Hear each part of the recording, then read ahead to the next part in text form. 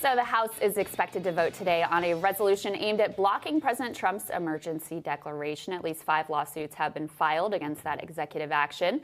One of those suits is filed on behalf of 16 states, to include Colorado.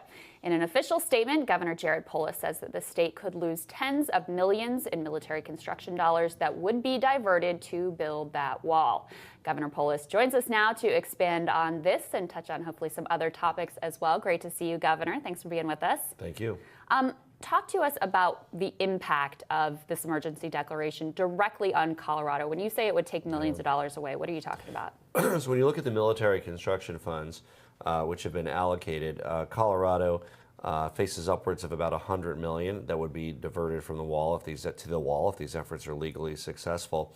What that would mean is less money for our special unit training center, less money for our vehicle repair center. This is at Fort Carson, our military bases. So you find this at military bases all over the country and all over the world. Since it was not money appropriated by Congress, if the president does succeed in diverting this money away, it'll actually reduce military preparedness because it'll hit the military construction money. And how has that been received in the state? I mean, are people aware of that? Are they upset about it? And I mean people on both sides of the aisles. I would hope so. I mean, these are, because in addition to the military preparedness, this is money that is also important for our economy. I mean, this is work done by Colorado contractors that'll go away. And, of course, a majority of our people in our state don't even support the wall in the first place. I think it's a bad idea. I join them in believing that there are more cost-effective border security measures, high-tech fencing and unmanned vehicles and electronic. So, I mean, there's a lot of things you can do down there for a smaller price that's actually more effective than a wall that people can go over or under. Gotcha. Another bone of contention that you have with the Trump administration is over legalization of marijuana. Of course, Colorado's been a pioneer. As far as I can tell, it's gone very well. It's become an important part of the economy and of funding the education system. What do you make of new Attorney General Barr? Do you expect a sort of crackdown on legalized marijuana across the country? Is that something, have you seen any warning signs there? You know, this administration, it kind of reminds me of the first couple of years of the Obama administration. Before there was guidance, we didn't know what the then Attorney General or President Obama would do. We're in that situation with this Attorney General. We know the last one, Sessions, didn't like the policy of legalizing marijuana. He seemed willing to use the federal government, the Attorney General's office, to discourage it. They did that by revoking something called the Cole Memorandum, which established enforcement priorities for their resources, saying that they would not effectively go after activities that were legal in a state. Without that guidance, it's up to regional attorneys general, and it's up to the new attorney general.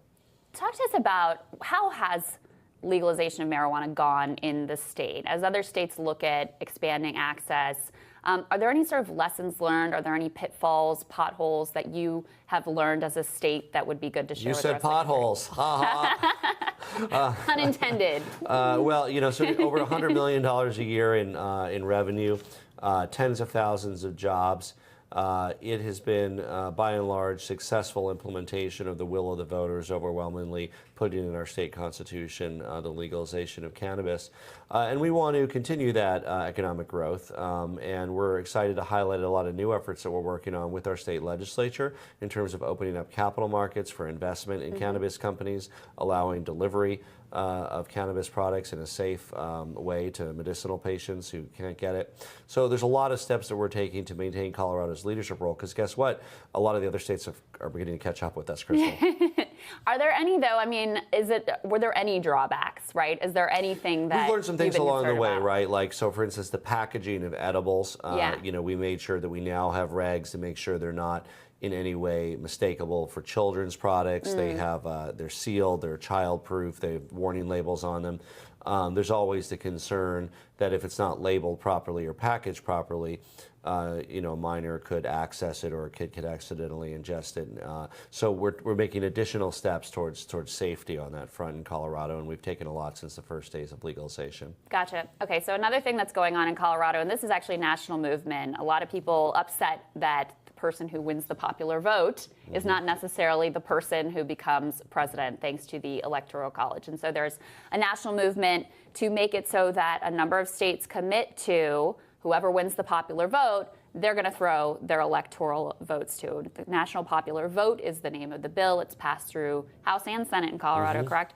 Are you going to sign that? And do you think that this is a good idea? Do you think it has a chance of success elsewhere? Yeah, I guess I'm old-fashioned. I just think one person, one vote. That's how we should elect our president. It's how we elect our Congress. It's how we elect our governors. Did you feel that way before President Trump got elected with the Electoral College? Absolutely. I've sponsored the amendment to change the Constitution when I was a congressman myself.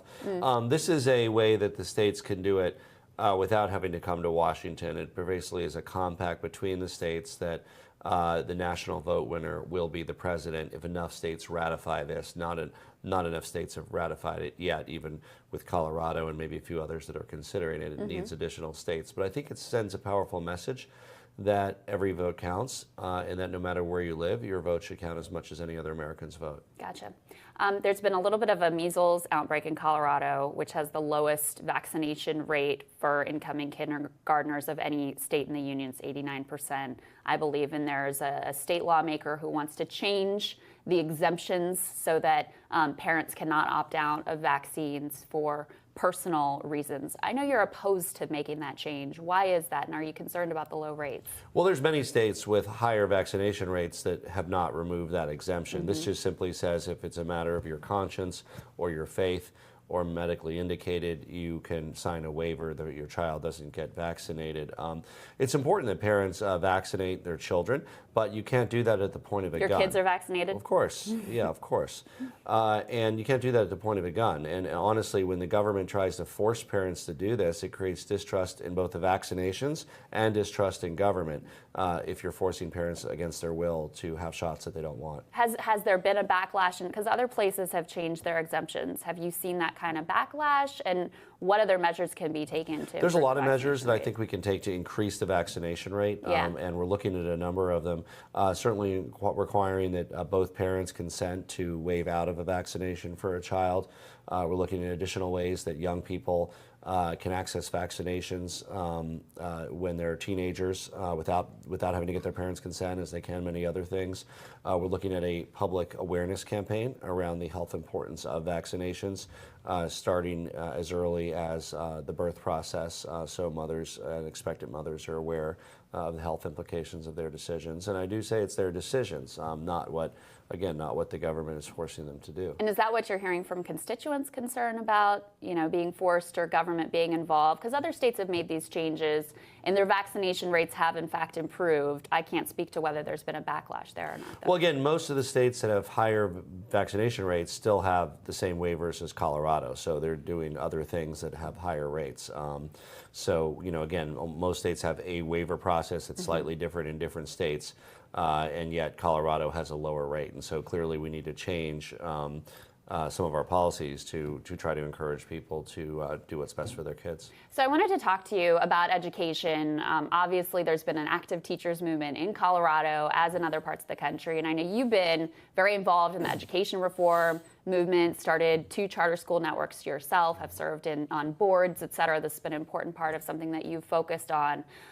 First of all, zooming out from Colorado, why do you think that we've had these teacher strike movements happening across the country in places as different as, West Virginia, starting in Mingo County, West Virginia, to Oakland, California? Well, it's hard for me to zoom out of Colorado because, I get right at one of the first sort of crises I faced when I was governor was our biggest school district going on strike. But I think in general, there is more sympathy and awareness that teachers aren't paid enough, and that our educators who are giving of themselves and are the most important people in our children's lives are not even making a living wage in most school districts in our country unless they've been there 25 years or 30 years, right? So it's really about priorities, and I think people see in the face of national prosperity, in the face of people talking about spending all this money on a wall on the border, why on earth aren't we investing in the most important people in the educational lives of our children? In some of these states and some of the localities, at least, charter schools have also been an issue. That was an issue this year in West Virginia. It was an issue in LA. Talk to me a little bit about the state of the education reform movement in the Democratic Party, because it was really a force during the Obama years. Arne Duncan, very closely associated. There was a lot of movement there. Now I feel like it's become harder to stand in that place because you've got Betsy DeVos, who's a real villain on the left, who stands for charter schools and privatizing education and vouchers and all these things, which is not all that you stand for. But has it been harder to be a Democrat standing up for charter schools in the Trump era? Well, I think that Betsy DeVos has really tried to privatize our public schools. I mean, not just as education secretary, but I mean that was really what what she did. That's what she did. Yeah. So it's a scary concept because it basically means that education would no longer be a public good. When parents enroll in these types of voucher programs that they have, like in Washington and Wisconsin and other places, parents lose many of their rights, and they're not aware of that. For instance, special education is one that doesn't convey to private providers. A lot of parents don't realize that, and it also, I believe, violates church and state when these are religious programs that are receiving public funds. So it's, I've really stood in staunch opposition to Secretary DeVos's agenda of privatizing our public schools. In Colorado, the charter schools pay similar amounts to the other public schools. I mean, it's all the same funding. So, if Denver were to get more funding, it would flow through to the 20% of kids that go to charter schools and their teachers, just as it would to the ones who work in the district schools. And what has your relationship been like with the teachers unions in the state? Because obviously they've been skeptical also of some of the moves through the We're working closely reform. with them on one of our main priority items, which is free full-day kindergarten. And of course, I got to know the local teachers union during the strike, the Denver Classroom Teachers Association, who worked very hard with the district into the wee hours of the night, till midnight one night, I think till 4 in the morning the next night, to really reach an agreement that allowed them to get back to work and make sure the kids were able to get a good education. Gotcha. I wanted to ask you, the president is making a push globally, they've just announced this, to decriminalize homosexuality around the globe. There's been some concern that he's going to sort of selectively, go after the countries like Iran that he doesn't like and maybe say let Russia off the hook as one example. Do you support his efforts in this regard? And we should mention you're the first openly gay governor elected to a state, which is very cool and trailblazing. So, well, I mean, of course, I think I guess it's some sign of progress, right? I mean, the president and Mike Pence, they don't want gay people to be able to get married, but at least they don't think they should be in jail for being gay. So, I mean, it's progress of a kind.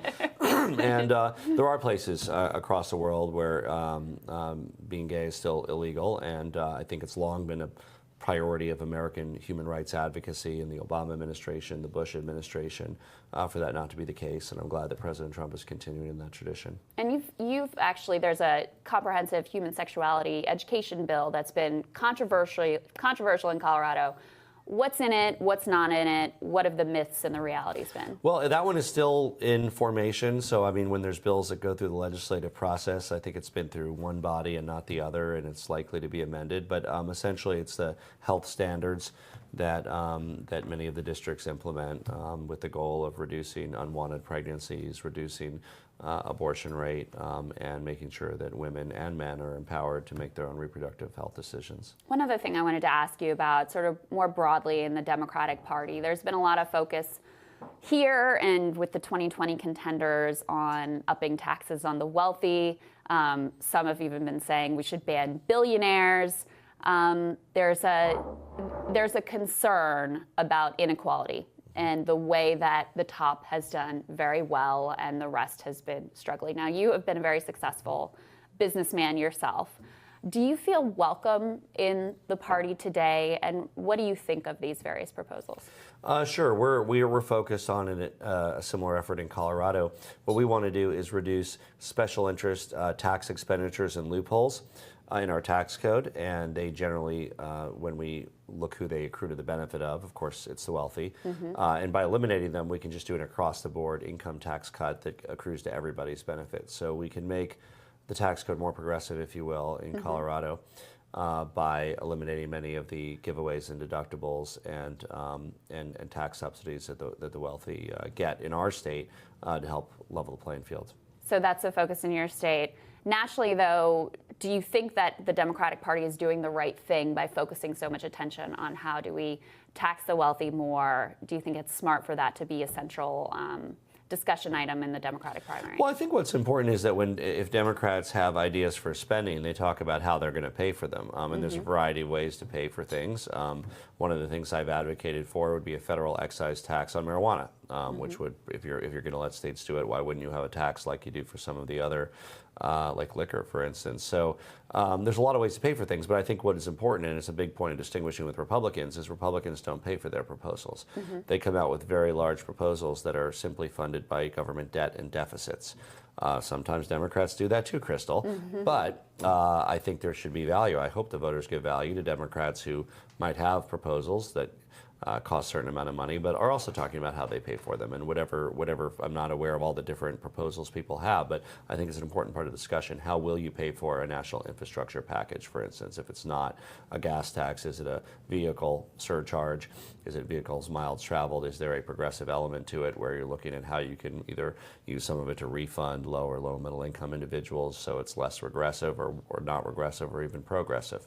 But do you have an issue with billionaires specifically being attacked or banned? Banned from what? Who's, banned from I don't think who's being trying a billionaire. What is anybody? Has anybody proposed that? Yeah, Who's New York proposed Times that? op-ed, Alexandria Ocasio-Cortez. Well, I mean, I don't think that's in the mainstream of the Democratic Party. I think she's a Democratic Socialist or some other party like that. She's an elected member of the Democratic Party. You don't see her as. What do you make of her influence? I mean, She's been very powerful. I mean, Green New Deal is on the agenda because of her. I mean, the only place I've seen her is Fox News. So, I mean, they don't. No, I mean, she's not in the mainstream media. I mean, she's just kind of a caricature on Fox News is all we see of her. Okay. Really important. I haven't met her yet. I mean, I'd love to meet her sometime. I haven't met her yet. She didn't, Are you a Green New Deal supporter? I have. I mean, again, that's federal. Our goal in Colorado is 100% renewable energy by 2040. So that's what I ran on. I think this might be 2030. We don't really have a plan to how we do that in Colorado, but if the federal government helped, maybe we could. All right. Last really important issue for you. Would you ever consider eating a salad with a comb?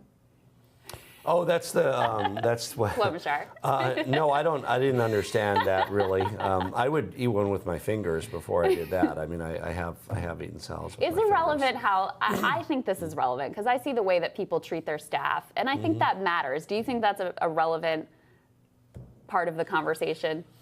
To me, it did not bother me that Senator Klobuchar was a tough boss. I think there was a little bit of sexism in the way people read into that. Yeah. I think there have been and are political figures that are male that are that demanding of their employees. Now, if it gets to the demeaning side, I mean, I understand that. I mean, if it actually is beyond being a tough and strict boss, and you actually go out of your way to be demeaning, I mean, I think a boss, male or female, should be subject to criticism for that. Sure. But I mean, just being a tough boss in your own right. I mean, look, we have a president of the United States who was famous for firing people. I mean, that's his whole thing, right? You're fired.